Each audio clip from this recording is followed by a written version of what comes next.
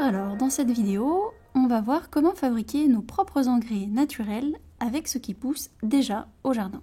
Très souvent, une erreur qu'on commet tous concernant nos sols, nos jardins, c'est d'en faire trop ou de le faire mal. Et quand on pense aux engrais, on va parfois vouloir acheter un engrais tout fait en jardinerie, que ce soit chimique ou même 100% naturel, ce n'est pas la question. C'est plus qu'en fait, on va vouloir l'acheter. Et en fait, on pouvait faire mieux, beaucoup mieux, avec 3 fois rien qui est déjà présent au jardin, qui est gratuit. Donc c'est pas la peine d'avoir le réflexe d'acheter. Je vous propose de découvrir cet excellent ouvrage qui s'appelle « Je prépare mes potions pour le jardin » de Brigitte Lapouche-Desjean. C'est vraiment une experte sur le sujet. Donc je vous recommande chaleureusement de découvrir ces différents livres, ces formations.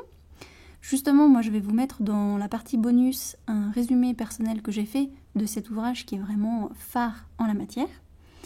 Et vous y découvrirez comment devenir autonome dans cet art de créer vos propres soins maison pour le potager, que ce soit comment faire une infusion, une macération, en passant par le cataplasme entre guillemets pour les troncs, jusqu'au purin. Vous allez devenir un expert avec les quelques grandes lignes dont on parle aujourd'hui dans cette vidéo et dans ce support PDF, dans votre partie bonus, ce fameux résumé. Effectivement, via ces engrais naturels, qu'est-ce qu'on fait ? Eh bien, on fait 2 choses. On nourrit les plantes et on nourrit le sol. C'est 2 choses assez différentes qui sont du 2 en 1 via les engrais. C'est notamment le cas de toutes les préparations à base de consoude. Car la consoude, c'est vraiment une plante fétiche des permaculteurs et pour cause, elle a des vertus innombrables. On peut citer aujourd'hui les vertus stimulantes de la consoude. Pour les plantes, ces préparations à base de consoude sont en fait très très riches, donc il faut bien les diluer. Et puis elles offrent à toutes nos plantes, tous nos végétaux, quasiment toute la nourriture dont elles ont besoin. Et elles nourrissent en fait également le sol au sens où elles favorisent la vie des micro-organismes, comme les vers de terre, les champignons, etc. Et vous connaissez bien leur importance pour la santé du jardin. Alors, voyons rapidement donc les quelques grandes lignes suivantes. On va voir les différents types de purins, parce que quand on parle d'arrosage fertile, d'engrais fertiles, c'est souvent ça qu'on a en tête. En prévention et en curation, on va voir comment les utiliser, quels sont les plus connus. On va voir également les grandes règles de ces engrais naturels. Qu'est-ce qu'on fait, qu'est-ce qu'on ne fait pas en termes de dosage et de fréquence. En prévention, j'ai envie de vous citer 3 types de purins qui nourrissent vraiment votre sol et vos plantes. Et en fait, on les classe par le résultat souhaité. Donc, quand on est en prévention, on veut souvent éviter certains ravageurs, certains insectes. Donc ça s'appelle des purins insectifuges. Selon votre climat, vous avez peut-être de la lavande qui pousse naturellement chez vous, ou bien vous aurez acheté un plant. Eh bien, vous pouvez très facilement faire des purins de lavande. Ça repousse notamment les pucerons. Donc c'est un grand conseil. Vous pouvez également, en prévention, vouloir faire des purins qui stimulent en fait le système immunitaire de la plante. Ça, c'est souvent utilisé en fait pour les plantes qui sont très sujettes au mildiou, aux champignons, toutes les maladies cryptogamiques, hein, s'il faut utiliser un jargon qui vous est utile par la suite pour continuer vos recherches. Là, vous pouvez utiliser par exemple du pissenlit. Vous faites un purin de pissenlit. Donc ça va vraiment booster toute la famille, notamment des solanacées, donc les tomates, les courges, etc. pour qu'en cas d'attaque de champignons, eh bien, elles soient déjà à leur plein potentiel pour se défendre toutes seules grâce à votre engrais naturel.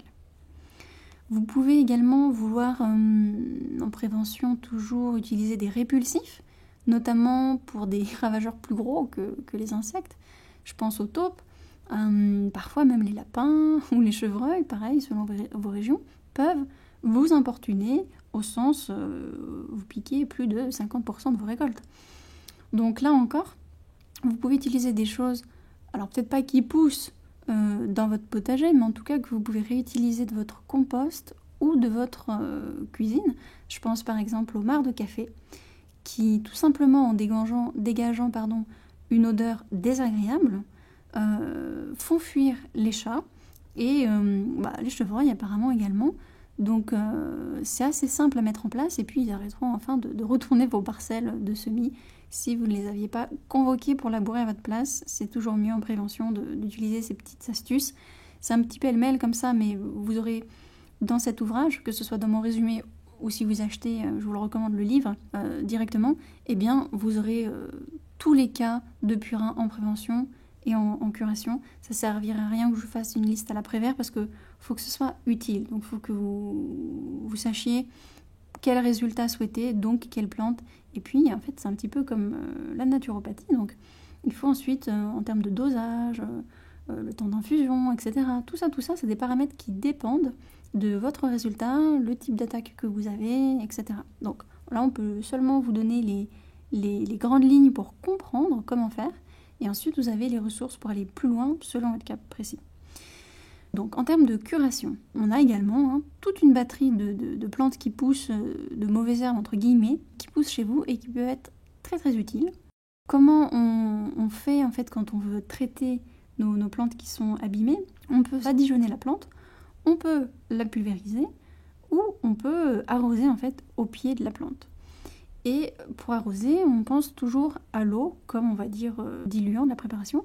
Évidemment, l'eau sert plus de 9 fois sur 10, mais cet auteur, donc Brigitte, nous met quand même en exergue la force des huiles, et notamment l'huile de colza, qui peut servir à elle-même ou en servant de diluant pour certaines huiles essentielles ou décoctions, macération, infusion, etc., peuvent vraiment renforcer les propriétés en fait de la plante pour que ce soit insectifuge ou booster le système immunitaire.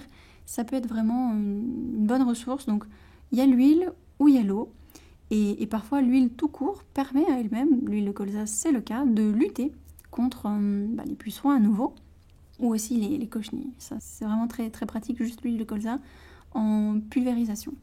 Alors, que ce soit prévention ou curation, comment on fait? Quelles sont les grandes règles à faire ou ne pas faire? Eh bien, la première règle, c'est vraiment l'importance du bon dosage. Et là, retenez bien la chose suivante, c'est que mieux vaut pas assez que trop. Et là encore, il s'agit d'un conseil universel au sens qu'il s'agisse d'un purin chimique ou 100% naturel. Ce n'est pas la question. À partir du moment où on utilise un engrais pour notre jardin, il faut savoir que c'est un concentré incroyable de propriétés chimiques de la plante. Et donc, il faut diluer. Et dans le doute, il vaut mieux mettre pas assez que trop, parce que vous pourrez toujours en mettre un petit peu plus, faire d'autres actions complémentaires et alternatives. En revanche, si vous avez trop mis d'un coup sur votre plante, ses feuilles, ses racines ou sur le sol, eh bien, c'est trop tard. C'est un peu comme une plante déshydratée ou noyée. Vous savez, c'est le même réflexe. Une plante qui est noyée, on ne pourra plus rien faire pour elle, c'est assez compliqué. Alors qu'une plante qui est déshydratée, desséchée, là c'est plus simple pour qu'elle puisse survivre et ensuite aller mieux. Donc n'allons pas dans les excès, mieux vaut pas assez que trop. Ça vaut également pour l'urine. Parce que l'urine, c'est un concentré, là encore, d'azote, très très très très riche. Et donc quand on dit oui, on peut utiliser l'urine au jardin, oui, bien sûr, mais à nouveau, il faut se dire que ça va enrichir le sol, les plantes, et donc dès que c'est un enrichissement sous forme d'engrais liquide, hop, engrais égale attention aux doses, on dilue. Selon le dosage, en fait, vous pouvez tuer votre plante ou la faire vivre, et l'urine utilisée à 100% tue la plante, au sens où ça a un effet désherbant, et au contraire, si vous les diluez, eh bien là, elle va nourrir la plante au lieu de la tuer. Et l'urine, tant qu'on va parler d'urine, il faut plutôt prendre les urines du matin, parce qu'elles sont très chargées, très fortes. Donc en la diluant, elles auront plus de propriétés que prendre l'urine par exemple de fin de journée. Normalement, comme vous avez beaucoup bu ou mangé des choses qui contiennent de l'eau, eh bien tout l'azote s'estompe au fur et à mesure de la journée. Et il ne faut pas utiliser vos urines comme fertilisant d'azote au jardin si vous avez un traitement médical, si vous prenez des médicaments chimiques, etc. Parce que ce que vous mettez dans votre sol, vous allez l'ingérer. Il vaut mieux s'en passer si vous voulez jardiner 100% naturellement. Voilà, donc que ce soit l'eau, l'huile, l'urine, que sais-je, on dilue. Ensuite, par quel procédé, qu'est-ce qu'on peut faire quand on a de l'huile ou de l'eau pour créer un engrais naturel sous forme liquide? Vous avez plusieurs façons de faire. La première, c'est de la macération. Macération, ça veut dire mettre quelque chose, une plante, dans de l'eau froide. C'est typiquement le cas du purin. Donc voilà, vous mettez dans de l'eau froide et puis vous attendez au moins 24 heures. Vous avez l'infusion également. Donc ça, c'est dans de l'eau chaude. Et quant à la durée, je ne peux pas vous dire combien de temps il faut vraiment le mettre. C'est moins de 24 heures en général, mais en fait la température de l'eau et la durée d'infusion dépendent des bienfaits recherchés, comme on disait un petit peu tout à l'heure. Donc il faut se référer aux ouvrages précis, clés en la matière selon chaque problème identifié, et notamment cet ouvrage de Brigitte que je vous recommande. Et voilà, comme ça vous serez vraiment bien aiguillé au cas par cas, parce que souvent on veut bien faire, mais si on met l'eau trop chaude ou qu'on fait infuser trop longtemps, ça n'a plus du tout les mêmes vertus que ce que vous vouliez faire à la base. Ensuite, vous avez le procédé de la décoction. Alors ça, c'est comme l'infusion en fait, mais c'est quand l'infusion n'a pas suffi. Vous verrez, c'est souvent le cas quand on utilise les racines ou des écorces, donc des parties vraiment ligneuses, très très carbonées d'une plante. L'infusion ne suffit pas. Et donc dans ce cas, au lieu de mettre directement ces éléments dans de l'eau chaude, ce qu'on fait, c'est qu'on les fait tremper dans de l'eau froide, quelque temps, puis on les met dans l'eau chaude. Très, très grossièrement. Hein. Ça, du coup, c'est le procédé de décoction. Et puis, vous pouvez également faire chez vous vos huiles essentielles. Hein. Donc là, il s'agit avec un spray d'asperger les feuilles ou les tiges de vos plantes.